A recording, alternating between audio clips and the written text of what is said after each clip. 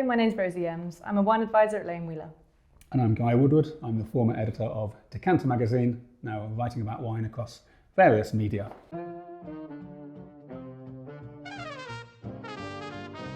So, Lane Wheeler is about to celebrate our 171st Christmas, so I'd like to think we know a thing or two about celebrating Christmas and providing amazing wines to do so.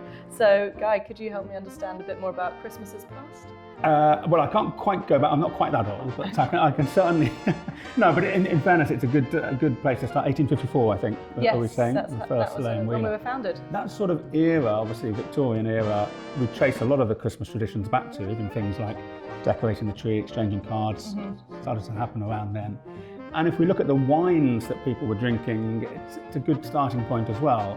We've got a great reference point in literature with probably the most famous Christmas novel, A Christmas Carol by Dickens. Absolutely. And he talks about, the heartwarming scene at the end with the Cratchits and the cooking the goose, and Scrooge comes in and everything's warm and fuzzy. He has Bob Cratchit and Scrooge drinking a particular kind of mulled wine, the name of which escapes me. Smoking port? Smoking Bishop. Smoking Bishop, that's the one. Yeah, it's a mulled wine spiked with port. I think that was what you were getting at, right? Yes, I don't know if you've tried that yourself. I haven't, but I think it would be amazing. Yeah, it sounds, a bit lethal. Yeah, well, but it's Christmas in a bowl. I think it was served in a bowl, it says. So they were obviously going for it with quite some enthusiasm. And obviously that was because port was more common than perhaps something like claret, or yeah, I mean, back in those days, it was all about fortified wines. Yeah, why port, is that? sherry.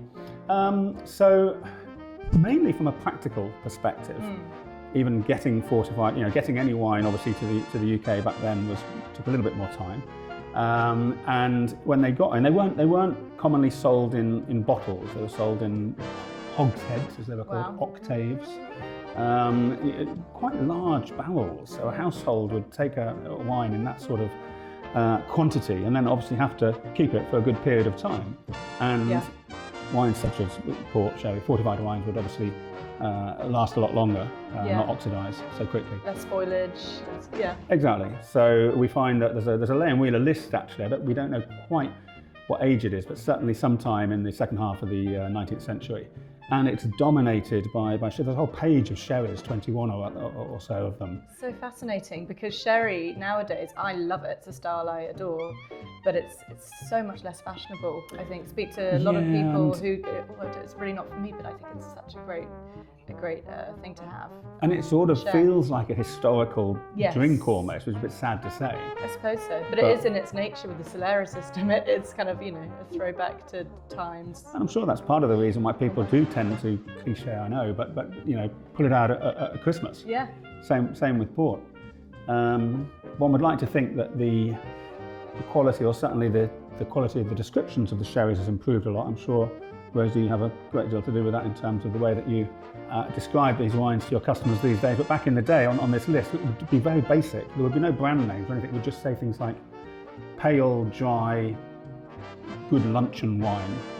And then below it, there was a classic that said ditto, gold colour.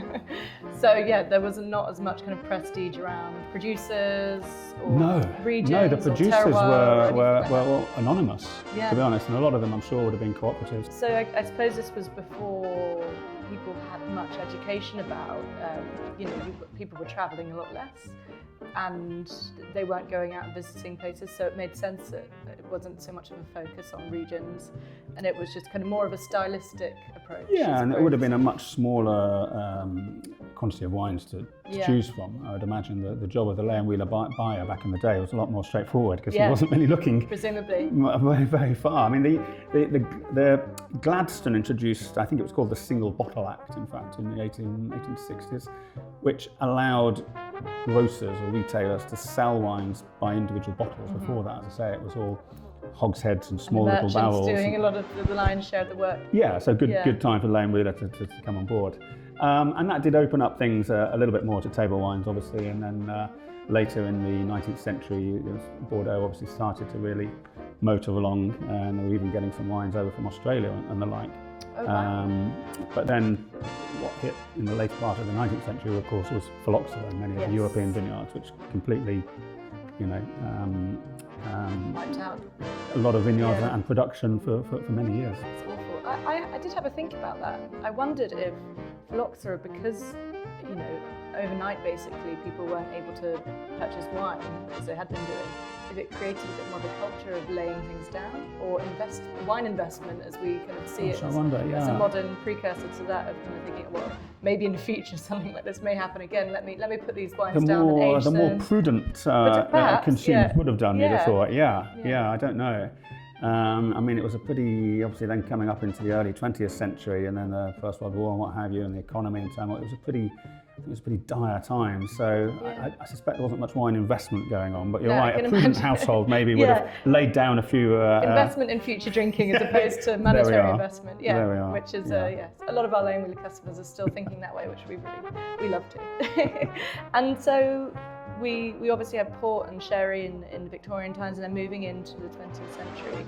Was that kind of the same style around the Christmas table, or did that develop a bit? We mentioned Bordeaux, I think, with other regions. Yeah, and there's a few, again, if we look at some of the wine lists of that era, I think possibly after the turmoil of the First World War and the crash in the economy, and as I say, when vineyards are starting to recover from Phylloxera, we start seeing a few more table wines. Yeah. But again, they're fairly basic in the descriptions. If we look at the list, there's a few Burgundies, but there wasn't much domain bottled Burgundy then. Oh, wow. So a lot of it would have been negociant bottles. So you'd get things like, it would just, you know, literally Beaune, Pommard, Volnay. There was no And no I assume the producer. prices would have been a bit cheaper. Very much so. Yeah. Even Bordeaux, actually. So again, we look at a list, a lane wheeler list, I think from 1937, and those are the sort of selection of Burgundies on there. But there are some chateau bottled Bordeaux, including, you know, Emms, Haut-Brion, Level Parfoy, I think. Yeah. Wow. And I looked at the prices, and there was a description of a Medoc. It said, good luncheon wine. Love that. No more description than Yeah. that. Okay, fine. 30 shillings. Haut-Brion, Wow. 1920, I don't know, 9 I think it was 120 shillings. So only 4 times more, which seems to me like a pretty good Yeah, deal. great deal. Yeah, I mean, stocking up on that. Yeah, absolutely. So yeah, by the start of the 20th century, just as they were coming out of Phylloxera and the destruction that involved, you've got the build up to the First World War, economy crashes, it's a pretty tough time. So the wine lists and the Christmases of certainly the early part of the century weren't much fun, but by the 20s, things have started to recover a little bit. Absolutely. So lots more to explore in the 20s onwards in terms of wine habits and how they That's when change. things started looking up. Okay. Well, we'll explore that more in our next episode.